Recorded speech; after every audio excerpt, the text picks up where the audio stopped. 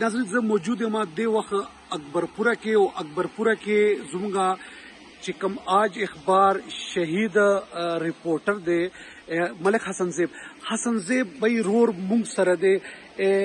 ملک صاحب دا وایي چې دا واقعه څنګه وشوه او تاسو څه ټایم خبر شوئ او تاسو حکومت نه څه غوښتنه کول غواړئ؟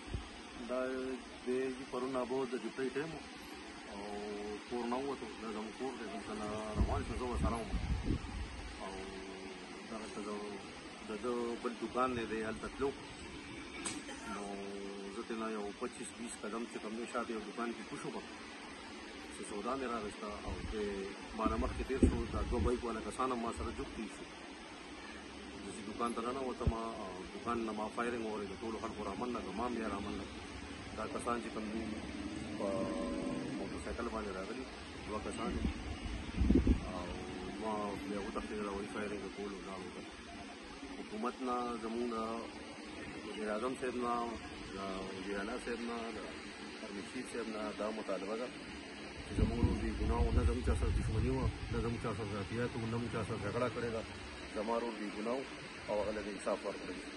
دا دومره ګنجان آباد علاقه ده او د ګنجان آباد علاقه کې سریعام موټرسایکل سوار راځي او یو هلمټ هم اچولی دی او بل خو بې هلمټه دی او ټول دنیا هغه کولی شي.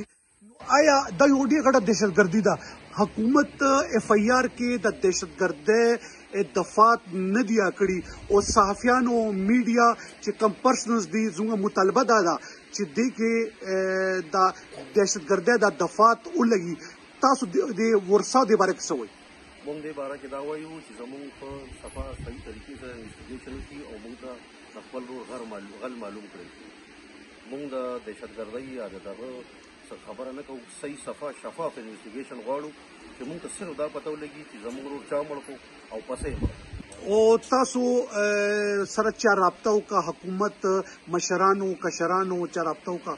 کړې ده، ډېرو کسانو کړې. ډي پي او صاحب هم راغلی او ایس پي صاحب هم راغلی او ډي سي صاحب هم راغلی او پولیس والا هم دې راځي په چونکې زموږ دا درېیمه وه نو د دې د وجې هغوی موږ ته ووایي چې یاره موږ به تاسو له بیا د درېیمې نه په سبا باندې راځو نو کېدای شي چې هغوی د سبا رابطه وکړي او حاضر وخت پورې څومره انویسټیګیشن چې روان دی نو موږ هم مطمئن یو، حاضر وخت پورې موږ مطمئن یو.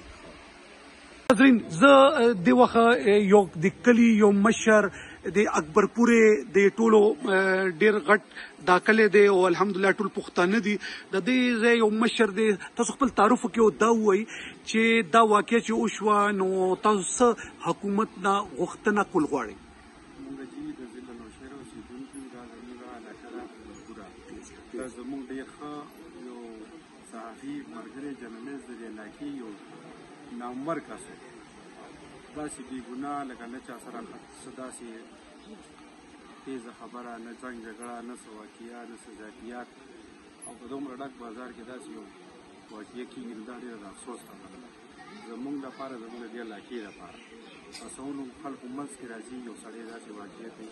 موږ و چېرې د دوی څومره چې کوم دي وارثان دي هغوی سره د مکمل انصاف وکړی شي. واړه واړه بچي دي، 6 بچي دي، ماشومان دي، دا ورور یې 3 وروڼه دي. د دې علاقې یو نامور سړی دی. حسن زیب د دې علاقې لپاره یو فخر دی. دا علاقه پرې فخر کوي، زموږ لپاره یو په هر لحاظ باندې د دې محلې لپاره، د علاقې لپاره، د بازار لپاره یو فخر دی.